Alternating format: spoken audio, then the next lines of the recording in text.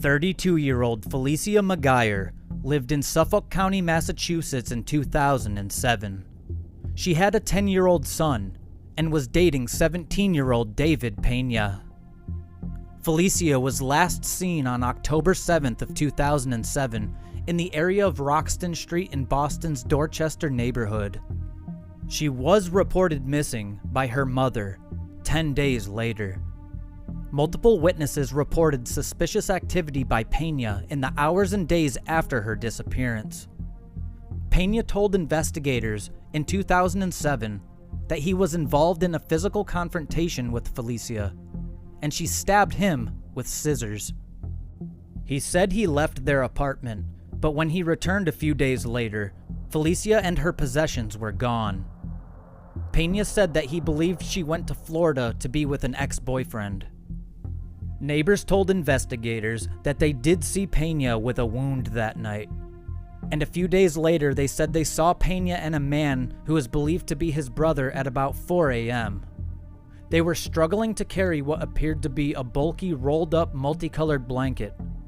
There was one person at each end of the rolled-up blanket.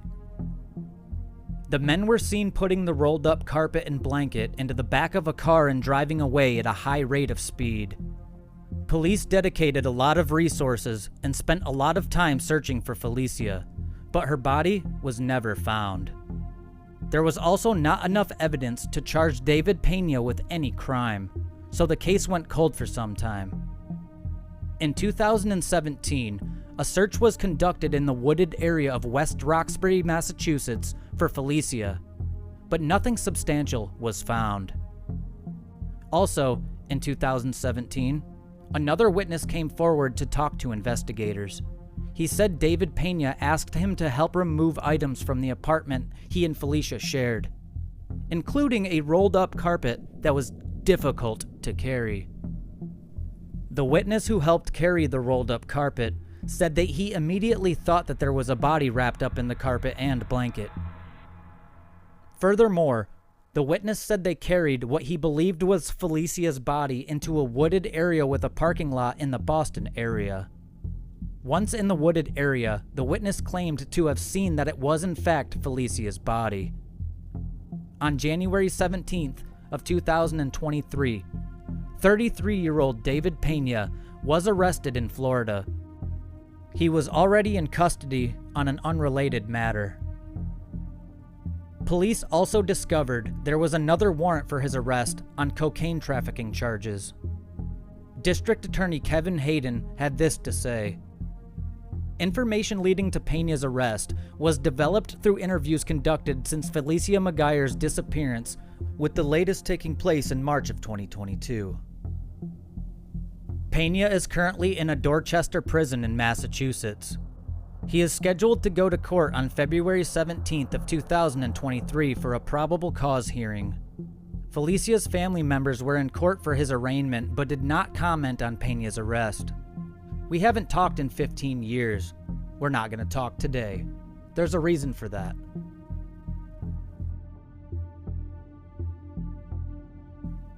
In June and July of 1984, 4 separate women were violated and assaulted by one man in Connecticut. The 4 victims were never publicly named and only became known as Jane Doe 1, 2, 3, and 4. All 4 victims reported being blindfolded and assaulted inside their homes by an unidentified assailant. All of them reported their attacker rummaging through their personal belongings, eating food from their refrigerators, and leaving faucets running. Investigators linked the 4 crimes because the DNA collected at the crime scenes belonging to the suspect showed that only one man was responsible. Unfortunately, DNA was not advanced enough back in 1984 to identify this unknown assailant. The crimes took place in Windsor, Bloomfield, Middletown, and Rocky Hill, Connecticut. Over the years, leads dried up or failed to materialize as detectives tirelessly hunted down any clues as to who could have been behind the crimes. Investigators caught a break in 2020 when DNA technology implicated Michael Sharpe in the cold cases. DNA evidence collected from crime scenes, including linens, laundry clothes, and towels, ultimately matched Sharpe and tied him to the crime scenes. DNA recovered from his trash by investigators proved that he was indeed responsible. In November of 2020, 69-year-old Michael Marion Sharpe of Marlborough, Connecticut, was arrested. With this arrest, the victims of these crimes, who have waited more than 3 decades to see their attacker brought to justice, now know he will be held accountable for his crimes, Chief State's Attorney Richard Colangelo said in a statement.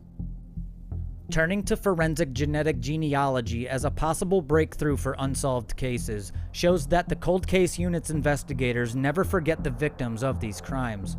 Supervisory Assistant State's Attorney John F. Fahey, head of the cold case unit, said in a statement after Sharpe was arrested. Sharpe was once a chief executive officer of a group that ran the Jamoke Academy, a tuition-free charter school in Hartford. Sharpe's trial began in November of 2022 in the Hartford Superior Court. 3 of the women were in the courtroom, while the 4th took part via video conference. All 4 testified about being attacked in their bedrooms in the middle of the night and how they suffered lifelong trauma. Relatives of Sharpe also testified and asked Judge Frank Diodabo for leniency. Police said they were led to Sharpe in 2020 because his relatives had given DNA samples to the GED Match website. DNA samples taken from trash outside Sharpe's home and later from his cheeks matched the DNA found at the crime scenes. Forensic experts told the jury that there was a 1 in 7 billion chance that the DNA belonged to somebody else other than Sharpe. The first victim, a 25-year-old woman living at an apartment in Bloomfield, reported she'd been burglarized and assaulted by a male perpetrator on June 3rd of 1984. She told law enforcement she'd been sleeping in her bedroom when Sharpe entered her dwelling. The intruder placed his hand over my mouth and told me not to scream or he would shoot me and my roommate. Sharpe was convicted on all 8 kidnapping charges that had been brought against him after a 5-day trial, where a state jury in Hartford deliberated for less than 1 hour before delivering their unanimous verdict. He could not be charged with assault because there was a 5-year statute of limitations at the time. Kidnapping charges, though, have no such limit. Sharpe then apologized to the women, but he said that he has memory problems and had no recollection of the crimes. "I don't know what happened. I don't know. But I'm so sorry," he said. "You deserve so much better. No one should ever come into your home and violate you. If I was this person, if I was this monster, I hope that he is dead inside of me after that 2 months of my life." On January 9th of 2023, 71-year-old Sharpe received a 72-year sentence for his role. Judge Frank M. Diodabo, who handed down the sentence in a Hartford courtroom, imposed a minimum of 40 years behind bars. The judge compared the pain Sharpe's victims endured to lifelong sentences. The 4 women would forever be haunted by the agonizing trauma he inflicted. The judge described Sharpe as a predator. "You fit that definition," said the judge in court. "A person who ruthlessly exploits others." Today's sentencing shows that years of hard work and collaboration among multiple agencies in the pursuit of justice can finally lead to a successful result, Chief State's Attorney Patrick Griffin said. The investigators and prosecutors in the cold case unit never give up on these difficult cases and look to the latest advances in forensic science and other technologies to help solve them. Our hope is that this prison sentence brings some measure of peace to all the brave women who testified at the trial. Sharpe had this to say after the sentencing. "I just don't know how I could have possibly done something so monstrous," Sharpe told his victims. Sharpe had indicated he'd vowed to leave it up to the jury to determine whether I'm this monster. "And they said I was," Sharpe added. "And so I'm going to have to live by that."